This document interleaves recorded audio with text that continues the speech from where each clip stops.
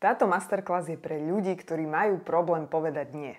Ktorí sa cítia strašne previnilo, keď si nastavia hranicu. Ktorí sa boja vyjadriť svoju pravdu a ktorí veľakrát ani nevedia, aká ich pravda vlastne je. Toto video bude rozdelené do 3 častí, kde si povieme o tom, prečo máme problém nastaviť si hranice, čo je skutočne za pocitom viny, ktorý máme a ako si nastaviť hranice efektívne s konkrétnymi príkladmi. Poďme teda hneď na to. Prečo mám taký strašný problém nastaviť si hranice? Predtým, než si budeš nadávať za to, že ideš sám proti sebe a že si zase v tom istom blúdnom kruhu a že robíš veci, ktoré nechceš, zastav sa a podľapkaj sa po pleci za to, že sa snažíš s tým niečo robiť, že sa snažíš pracovať na sebe, pretože ťa pravdepodobne nikto nenaučil, ako si nastaviť zdravé hranice a nemal si vo svojom blízkom okolí nikoho, kto by ti modeloval takéto správanie. Pre mnohých z nás je ťažké nastaviť si hranice, najmä v týchto 2 prípadoch. Ten prvý prípad je, keď sme vyrastali v rodine, kde si dieťa na seba preberá zodpovednosť rodiča. Ide o tzv. Parentifikáciu. To znamená, že dieťa na seba preberá zodpovednosť dospelého človeka, na ktorú ešte nie je zrelé. A existujú 2 typy takejto parentifikácie. Tá prvá je inštrumentálna. To znamená, že na seba dieťa preberá isté praktické roly v domácnosti. Musí sa starať o rodiča alebo o súrodencov, robí domáce práce, ktoré mu nedovoľujú venovať sa škole, nemá čas na oddych a na hru, alebo dokonca musí pracovať, aby finančne pomohol rodičom. Ten druhý typ je emocionálna parentifikácia a tá nastáva vtedy, keď sa z dieťaťa stáva emocionálna opora pre rodičov.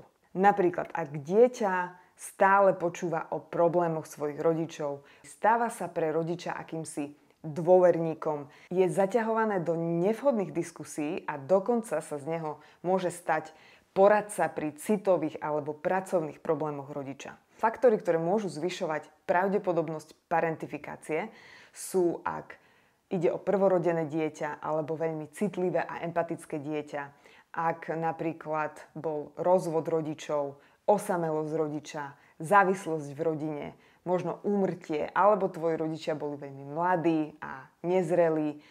Možno je to fyzicky alebo mentálne chorý rodič, alebo napríklad finančné problémy v rodine. Druhý prípad nastáva vtedy, keď ide o tzv. Nadmerne prepletenú rodinu z anglického enmeshed family. Takáto rodina sa vyznačuje tým, že v nej chýbajú zdravé hranice medzi jednotlivcami a je tam veľmi vysoká miera emočnej závislosti a príliš sa zasahuje do súkromia každého člena. To znamená, že každý musí všetko vedieť o druhom a aj sebemenší problém sa stále rieši spoločne. Napríklad, ak je nefungujúci vzťah rodičov. Matka si môže zo syna urobiť emocionálneho partnera a s ním rieši problémy namiesto toho, aby si našla dospelých rovesníkov. Alebo otec si urobí zo svojej céry takú princezničku, ktorá sa o neho emocionálne stará. Alebo je to rodina, kde sa deti cítia veľmi zodpovedné za šťastie svojich rodičov. To znamená, že budú robiť všetko podľa očakávania rodičov, lebo si myslia, že ak to neurobia, tak im ublížia a rodičia to možno nezvládnu. Potom to môže byť rodina, kde sa o všetkom spoločne rozhoduje. A ak sa jeden člen rozhodne pre niečo, s čím ostatní nesúhlasia, tak dochádza k emočnému vydieraniu, ktoré robia pre svoje vlastné blaho. Napríklad, niekto sa rozhodne, že sa chce presťahovať, alebo sa rozhodne, že sa chce rozviesť, alebo že už nebude viac chodiť do kostola. Môže to byť akákoľvek vec, s čím väčšina nesúhlasí. A ďalší prípad, ktorý je takisto dosť veľmi častý, je, keď majú rodičia príliš veľký vplyv na partnerské vzťahy svojich detí. Neustále sa do nich miešajú, otvorene kritizujú partnerov svojich detí. A ak niekoho neschvaľujú, dieťa sa cíti tak previnilo, že niekedy pod tlakom dokonca vzťah ukončí.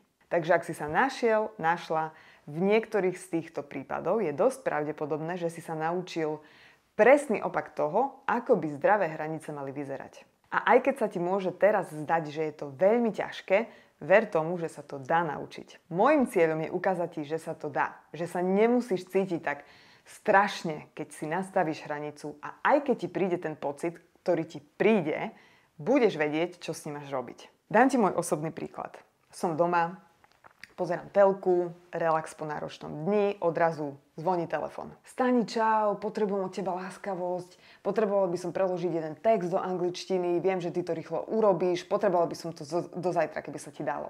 A mne okamžite prvá vec, ktorá mi ide hlavou, je, že ja vôbec nemám chuť sa do toho teraz pustiť.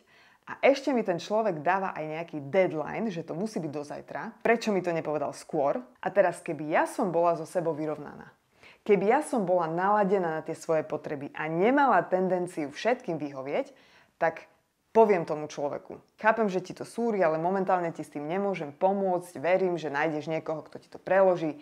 Daj mi potom vedieť, ako to dopadlo. Ale druhá vec, ktorá mi ide hlavou a ktorá totálne rozhodne o tom, čo urobím, je, čo keď sa nahneva, keď poviem nie? Čo keď sa so mnou prestane rozprávať? Začne so mnou opovrhovať, lebo som mu nepomohla. Povie o tom druhým ľuďom a ty si o mne urobia zlú mienku, že ja už nie som tá milá, dobrá osoba, ktorá vždy všetkým pomáha. A vlastne, veď nemám teraz čo na robote, tak je asi mojou povinnosťou pomôcť mu. A my si veľakrát myslíme, že to, čo cítime, je vina. Všetky tieto myšlienky, ktoré nám idú hlavou, že čo keď sa so mnou prestane rozprávať a začne so mnou opovrhovať a náš vzťah sa ukončí a tak ďalej. Všetky tieto myšlienky majú jedno spoločné a to je strach. Strach z opustenia, strach z toho, že nie som dosť dobrá, strach z toho, čo si o mne pomyslia druhí ľudia. A my žijeme v tomto strachu celý život. A paradoxne si myslíme, že keď ja poviem áno, keď chcem povedať nie, že pre ten vzťah vlastne robím niečo dobré. Lebo ak by som jeho žiadosť zamietla, tak by sa náš vzťah prerušil. Lenže tieto naše scenáre v hlave sa na 99% nestanú. Možno ten človek bude chvíľu sklamaný, možno bude prekvapený, možno ti to dá pocítiť istým spôsobom, najmä ak je to prvýkrát, čo si nastavuješ hranicu a ten človek na to nie je zvyknutý, ale v absolútnej väčšine prípadov bude všetko časom v poriadku. A ak svoju pravdu nehovoríme a zamietame naše vlastné potreby, našim vzťahom to len uškodí, pretože po čase začneme na tú osobu nadávať, zanevierať, začneme ju v duchu obviňovať z našich problémov, z toho, že sme unavení a aký je to neohľaduplný človek. A v konečnom dôsledku je presne toto, čo náš vzťah ochladí, alebo v krajných prípadoch sa úplne odcudzíme. A keď hovoríme o tom, ako si nastaviť zdravé hranice, často sa sústreďujeme na to, ako povedať nie. Aké presné slova by sme mali použiť. A toto je všetko super, aj si o tom povieme, ale ak si naozaj chceme rozvinúť túto zručnosť, musíme urobiť trošku viac a musíme ísť viac do hĺbky. Úspešne si nastaviť hranice znamená poznať seba. Byť si vedomý toho, aké sú moje životné hodnoty, byť si vedomý toho, aká je moja hodnota a takisto sa zamyslieť nad tým, aký mám vzťah so sebou. Pretože ak my sme vždy poslední na zozname, ak my sme vždy tí prví, ktorí upúšťajú od svojich potrieb, pretože chceme vyhovieť iným a chceme, aby nás mali radi, tak nemáme dobrý vzťah so sebou samým. A ak sa ti aj podarí vytýčiť si hranicu, ale potom ti prídu výčitky, úzkosť, vina, strach, panika, čo je úplne mimochodom normálne, tak vidíš, že toto je vnútorná práca, ktorú musíme urobiť my sami, lebo nikto to za nás neurobí. My sa musíme naučiť, ako narábať s týmito emóciami, ktoré nám prídu, pretože veľakrát tá druhá osoba s tým možno vôbec nemá absolútne žiadny problém, že my sme nastavili nejakú hranicu, nemá ani tušenia, čo sa s nami deje, ale my sa v tom strašne umárame. A tu je znova ten moment, kedy my si musíme uvedomiť, že to, že ja sa cítim zle, pretože som si nastavila hranicu, neznamená, že robím niečo zlé. To, že sa cítime nekomfortne, neznamená, že robíme niečo zlé. Znamená to, že robíme niečo nové, čo nepoznáme, na čo nie sme zvyknutí. Musíme začať kriticky myslieť a neveriť všetkým myšlienkam, ktoré nám idú hlavou a začať ich spochybňovať. Takže si položím zopár otázok. Je naozaj nesprávne, ak uprednostním svoje vlastné potreby? Je nesprávne postarať sa o seba? Je nesprávne, že pokiaľ si ja doprajem odpočinok, potom budem schopnejšia pomôcť iným a urobím to s väčšou radosťou? Takže jedna z najdôležitejších vecí, ktorú môžeme urobiť, aby sme sa dokázali nejako vyrovnať s tým pocitom viny po tom, čo si nastavíme hranicu, je ako keby vrátiť sa naspäť k nášmu zámeru. Prečo si stanovujem túto hranicu? Prečo práve teraz? Aké pozitíva to bude mať pre môj fyzický, emocionálny, mentálny stav? A keď si toto naozaj ujasníš a ujasníš si, že tvoje srdce je na správnom mieste, že ty to nerobíš preto, aby si niekomu ublížil, ale robíš to pre seba, tak toto ti bude veľmi užitočné. A to, čo je dobré pre tvoje vyššie ja, je v konečnom dôsledku dobré pre všetkých zúčastnených, aj keď to na začiatku nemusí takto vyzerať. Takže poďme na to, ako si efektívne nastaviť hranice s konkrétnymi príkladmi. V prvom rade si treba uvedomiť, že nastaviť si hranicu znamená určiť si, čo urobím ja a nie ten druhý človek. Takže hranica nie je prestaň po mne kričať a nechcem, aby si už viac po mne kričal. Hranica by vyzerala asi takto. Ak na budúce po mne začneš kričať, odídem z tejto našej konverzácie a budeme pokračovať až potom, keď sa ukľudníš. Alebo napríklad v práci medzi kolegami. Ty máš chuť povedať, že prestaň ma stále zaťažovať s tvojimi úlohami, ktoré sú tvojou zodpovednosťou. Hranica by vyzerala asi takto. Ak mi dáš ďalšiu úlohu, ktorá nie je moja zodpovednosť, nebudem ju riešiť, pretože mám už svoje povinnosti. Alebo typická vec medzi rodičmi a malými deťmi. Napríklad prestaň sa už hrať s tým mobilom alebo prestaň po mne hádzať hračky. Hranica by vyzerala tak. Keď prídem o 5 minút a ty budeš ešte stále na mobile, zoberiem ti ho a odložím ho niekam. Alebo ak po mne znova hodíš hračku, zoberiem ju preč. Takže si všimni ten vzorec. Popíšem, čo spravím ja, bez toho, aby som obviňovala druhého človeka alebo snažila sa ho zmeniť. Dôležité je tu takisto ten tón reči, ktorý zvolíš, keď si nastavuješ hranicu. A musíme tu dosť akoby kontrolovať to svoje ego, lebo veľakrát nám to príde s tým, že ak po mne hodíš hračku, zoberiem ju preč. Ide tam o to, ako keby, že pochopiť empaticky toho druhého človeka a pevne, ale zároveň s láskavosťou mu oznámiť, akú hranicu si ja tu teraz vytyčujem. A možno si počula o metóde sandwich, ktorá sa dosť často používa pri nastavovaní si hraníc. Tam ide o to, že sa najprv povie niečo pozitívne, to znamená, že vyjadríš ako keby pochopenie pre toho druhého človeka, potom príde niečo negatívne, čo je vlastne vyjadrenie tvojej pravdy, a ktorá môže znieť negatívne pre toho daného človeka, a potom opäť niečo pozitívne. A to pozitívne by malo byť niečo v tom zmysle, že váš vzťah je nedotknutý a že všetko je v poriadku. Takže pri tom príklade, ktorý som spomenula predtým, keď mi niekto zavolal, aby som mu rýchlo niečo preložila do angličtiny, by to vyzeralo takto.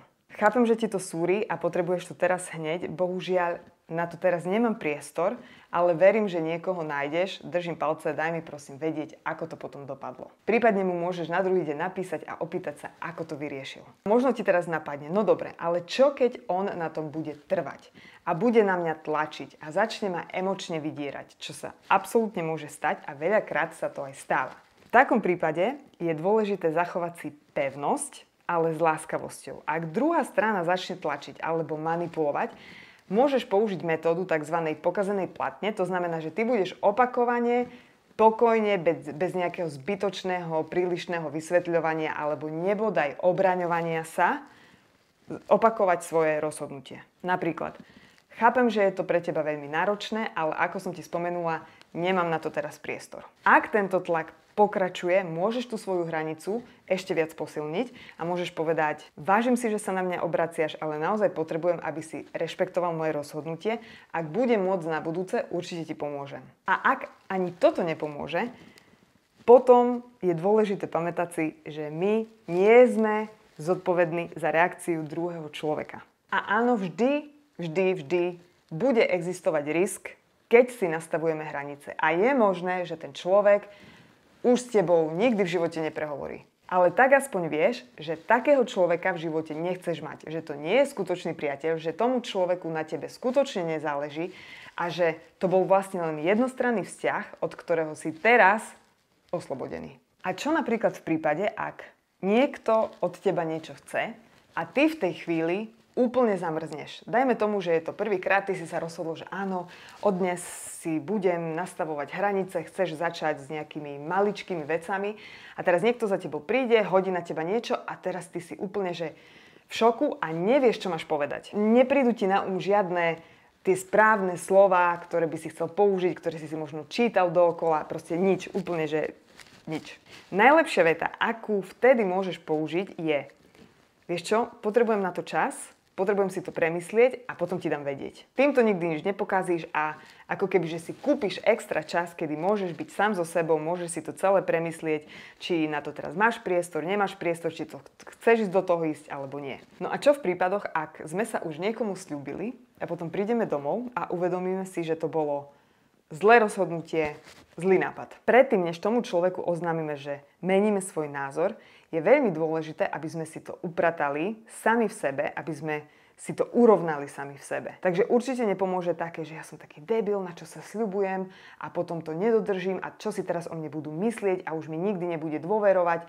Znova sa treba zastaviť v tom momente, uvedomiť si, že naša myseľ takto veľmi rada vytvára takéto katastrofické scenáre a že je veľmi pravdepodobné, že nič z toho sa nestane. Čo sa mne páči a čo si ja hovorím, je, že som nevinná, že príjmam to, že som človek, ktorý sa z akýchkoľvek dôvodov snaží stále vyhovieť druhým ľuďom, že áno, som závislá od toho, akú mienku o mne majú iní ľudia, ale pracujem na tom a nebudem sa za to teraz ubíjať. A keď si to vo sebe urovnáš a odpustíš si, potom volaj tomu človeku, lebo mu budeš volať úplne a oznámiš mu to svoje rozhodnutie z úplne inej energie. No a nakoniec maj na pamäti, že to, že si nastavíme zdravé hranice, toto vo veľkej miere prispieva k radostnejšiemu životu.